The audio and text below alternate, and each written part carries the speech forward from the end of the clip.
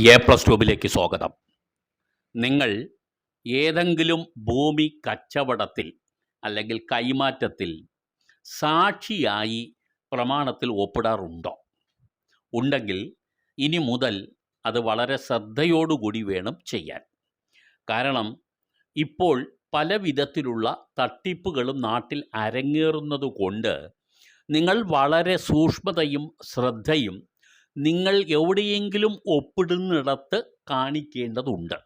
എന്ന് വെച്ചാൽ നമ്മൾ ഔദ്യോഗികമായി ഒരു കൃത്യനിർവഹണം നടത്തുമ്പോൾ അത് സൂക്ഷ്മതയോടുകൂടി ആയിരിക്കണം എന്നുള്ളതാണ് പറഞ്ഞതിൻ്റെ ചുരുക്കം. അല്ലെങ്കിൽ നിങ്ങൾ കേസിൽ കുടുങ്ങും. ഒരു വസ്തുവിൻ്റെ ആധാരത്തിൽ കൈമാറ്റം നടക്കുന്നതിന് വേണ്ടിയാണല്ലോ ഒരു ആധാരം ചമയ്ക്കുന്നത്. രജിസ്റ്റർ ചെയ്യുന്ന സമയത്ത് സാക്ഷികൾ ഒപ്പിടണം. സാക്ഷിയായിട്ട് നമ്മൾ ഒപ്പിടുമ്പോൾ നിങ്ങൾ ശ്രദ്ധിക്കേണ്ടത് ഈ കൈമാറ്റം നടത്തുന്നത് വസ്തുവിൻ്റെ ശരിയായ ഉടമ തന്നെയാണെന്ന് നിങ്ങൾ ഉറപ്പ് വരുത്തണം. ആ ഉറപ്പ് ഉണ്ട് എന്നുള്ളത് കൊണ്ടാണല്ലോ നമ്മൾ ഈ ഒപ്പിടുന്നത്. ഇത് ശരിയായ ആ ഒപ്പിടുന്നതിൻ്റെ അർത്ഥം ഈ പ്രമാണം നമ്മുടെ അറിവിൽപ്പെട്ടിടത്തോളം സത്യസന്ധമായി ചമയ്ക്കപ്പെട്ടതാണ്. ഒപ്പിടുന്ന വ്യക്തി യഥാർത്ഥ വസ്തുവിൻ്റെ ഉടമ തന്നെയാണ് എന്നൊക്കെയുള്ള ഒരു വിശ്വാസത്തിൻ്റെ പേരിലാണ് നമ്മൾ ഒപ്പിടുന്നത്. അങ്ങനെ ഒപ്പിടുമ്പോൾ അത് ഒരു വ്യാജ പ്രമാണം ചമയ്ക്കുന്നതിന് വേണ്ടി സാക്ഷിയായി നമ്മൾ നിന്നു എന്ന് വന്നാൽ നിങ്ങൾക്കെതിരെ കേസുണ്ടാകും. ഇപ്പോൾ കൊച്ചിയിലെ പ്രതിപക്ഷ നേതാവ് തന്നെ സാക്ഷിയായതിൻ്റെ പേരിൽ പ്രതിപ്പട്ടികയിൽ വന്നിരിക്കുകയാണ്. പോലീസ് അദ്ദേഹത്തിനെതിരെ കേസ് ചാർജ് ചെയ്തിരിക്കുകയാണ്. വിഷയം ഇങ്ങനെയാണ്. ഈ ഉടമസ്ഥൻ്റെ വസ്തു ഉടമസ്ഥൻ്റെ അറിവോ സമ്മതമോ ഒന്നുമില്ലാതെ തന്നെ വ്യാജ ഒപ്പിട്ട് ഭൂമി തട്ടിയെടുത്തു എന്നുള്ളതാണ് പരാതി. ഇവിടുത്തെ നഗരസഭയുടെ കൊച്ചി നഗരസഭയുടെ പ്രതിപക്ഷ നേതാവ് ആൻ്റണി കുരീത്തറ ഉൾപ്പെടെ 9 പേരാണ് പ്രതികൾ. മട്ടാഞ്ചേരി പോലീസാണ് കേസ് എടുത്തിരിക്കുന്നത്.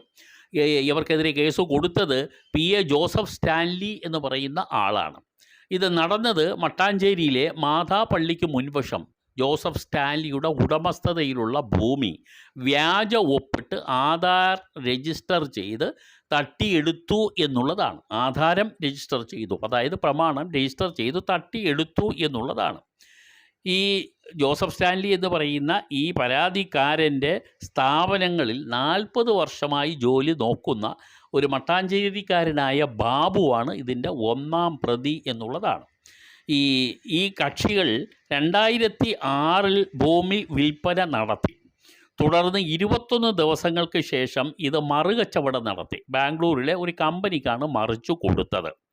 അന്നത്തെ കൊച്ചിയിലെ സബ് രജിസ്ട്രാർ എന്ന് സ്ഥാനം അലങ്കരിച്ചിരുന്ന വ്യക്തിയും Ashish Rosario, Yettinahole hydro electric company, Hanisha Ajith തുടങ്ങി മറ്റ് പ്രതികളും ഉണ്ട്.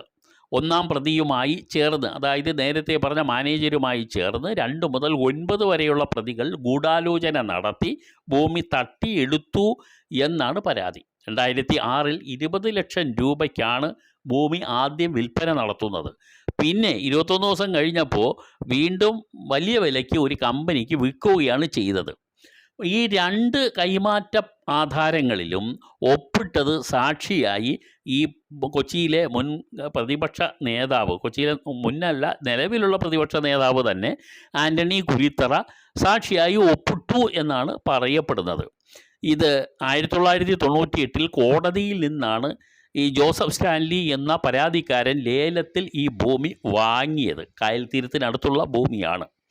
വിൽപത്രം എഴുതി വെക്കുന്നതിന് വേണ്ടിയാണ് ഈ കക്ഷി രേഖകളെല്ലാം ഇപ്പോൾ എടുത്ത് പരിശോധിച്ചത്. അപ്പോഴാണ് 54.5 സെൻറ്റ് സ്ഥലം തൻ്റെ പേരിലില്ല എന്ന് അദ്ദേഹത്തിന് ബോധ്യപ്പെട്ടത്. തുടർന്നാണ് വിഷയം പോലീസിൽ എത്തിയത്. ഇപ്പോൾ പ്രതിപക്ഷ നേതാവ് പറയുന്നത് ഞാൻ വെറും സാക്ഷിയാണ്, എനിക്കിതിനകത്ത് വലിയ പങ്കില്ല, എനിക്കെതിരെ മനഃപൂർവ്വം കെട്ടിച്ചമച്ച കേസാണ് എന്നാണ് അദ്ദേഹത്തിൻ്റെ വാദം. പക്ഷേ സാക്ഷിയായി ഒപ്പിട്ടു എന്ന് പറയുന്നത് കൊണ്ട് മാത്രം ഞാൻ നിരപരാധിയാണ്, എനിക്കിതൊന്നും അറിയില്ല, ഈ നിരപരാധിയാണ് എന്നൊക്കെ പറയാം, നമുക്ക് വാദിക്കാൻ വേണ്ടി വാദിക്കാം. പക്ഷേ സാക്ഷിയായി സാക്ഷി പട്ടികയിൽ ഉൾപ്പെട്ട് ഒപ്പിടുകയാണെങ്കിൽ അതിനെ സംബന്ധിച്ച് വരുന്ന എല്ലാത്തരം അലിഗേഷൻസിനും ഈ സാക്ഷിയും അതിൻ്റെ പ്രതിസ്ഥാനത്ത് വരും. അതാണ് നിലവിൽ നിയമം അനുശാസിക്കുന്നത്. അതുകൊണ്ട് പ്രത്യേകിച്ച് നിങ്ങളെ ഓർമ്മിപ്പിക്കുന്നു, നിങ്ങൾ ഒപ്പിടുമ്പോൾ അത് വസ്തു കൈമാറ്റത്തിൻ്റെ ഒപ്പിടലിൽ വളരെ കരുതലുണ്ടാകണം. കരുതലോടുകൂടി തന്നെ നിങ്ങൾ ഒപ്പിടുകയും വേണം. ഈ വിവരമാണ് ഇന്നത്തെ എപ്പിസോഡിൽ നിങ്ങളെ ബോധ്യപ്പെടുത്തുന്നത്. ഇതുപോലെ നിങ്ങൾ അറിയേണ്ട പല വിവരങ്ങളും ഈ ചാനലിൽ ഉൾപ്പെടുത്തുന്നുണ്ട്. സബ്സ്ക്രൈബ് ചെയ്യണം, ഷെയർ ചെയ്യണം, ലൈക്ക് ചെയ്യണം. നന്ദി.